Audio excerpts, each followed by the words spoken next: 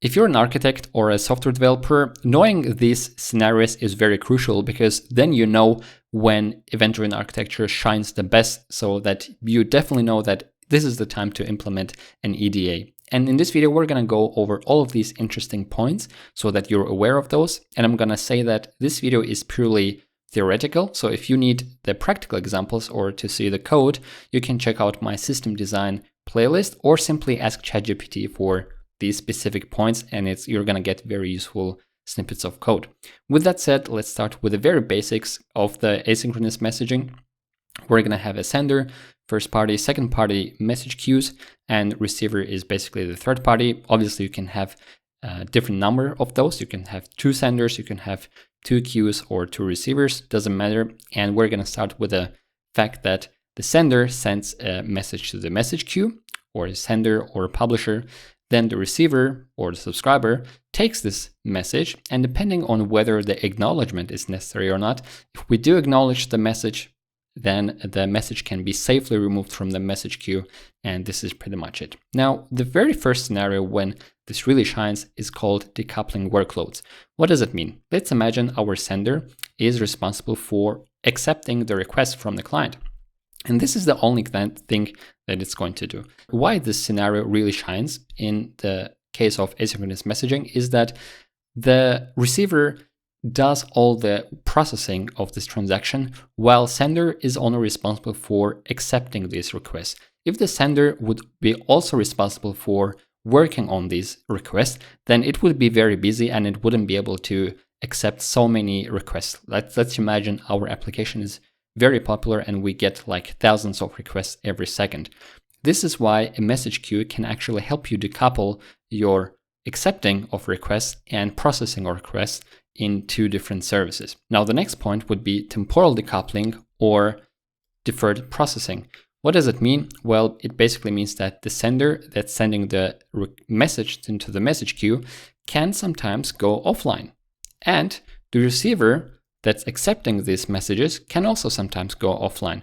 Maybe it's broken, or maybe we have this logic in our app. Let's say we're an emailing application and we collect all these messages and we only start emailing them to users after 3 p.m. Let's say after 3 p.m., our receiver can connect to this message queue and then only then start processing these messages. Basically, we can decide when our messages are going to be processed based on a specific time, and this is how they're temporally decoupled. And this is great because it can be done for a sender as well. Sender can send these messages and forget and go offline, and the receiver can connect and start working on these messages whenever it wants. Or maybe there has been an error and the container is actually restarting. So really good when it comes to timing. Next point would be load balancing. And what we mean by that is the fact that if the receiver notices that there are simply way too many messages waiting within the queue, it can start auto-scaling. So we're going to take this receiver and we're going to create multiple copies of it. So on that, let's say now we have 2 receivers, and the message queue is going to distribute these messages in a round robin fashion, meaning this message is going to go here, the next message is going to go here, and the third message coming from the message queue, again, going to end up in the receiver. So 1, 2, 1, 2. And this is basically helping us to distribute the loads evenly across multiple receivers. And this is where the auto-scaling also shines. Now, the next point that we are covering is going to be load leveling, which is somehow similar to load balancing, but it's primarily referring to the message queue itself. So let's imagine this following scenario where we have load, and these are the peak times where our load is unusual. Let's make this also bigger. So the yellow ones are the usual types of load, but during specific peak times, we do get unusual amount of load. Now, when you look at the message queues, you're going to see that all these messages don't have a specific amount of messages. They are all flattened. As you can see, this message queue basically flattened, meaning all of this load at the end of the day, if they end up within the message queue, they're going to be flattened as well.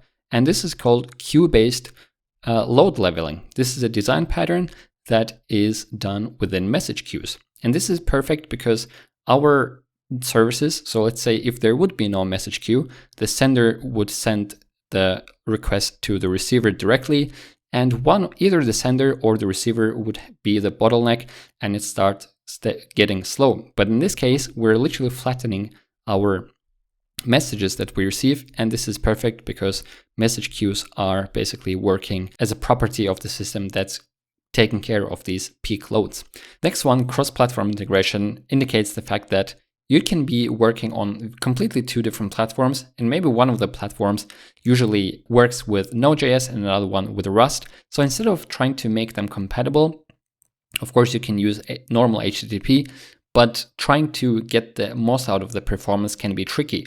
And if you do have a message queue, as long as you agree on the message structure, this is simplifying a lot of stuff. So the message structure is going to work the same way for both parties, and this is perfect for when two different teams are working completely in an isolated fashion from each other and really don't want to talk over HTTP to each other. Now, the next point would be asynchronous workflow, and it has to do with the message queue itself again. Let's say our sender has a very complex task, which can be broken into 3 different parts, or let's say 2 different parts. Now, and these parts don't have to be in an order necessarily, so they can be sent to different queues at the same time. So let's say 2 of them are handled by this queue and 2 of them by this queue. And again, I'm emphasizing that the ordering is not important here. So they can basically run in parallel here, and then eventually they will end up in the receiver.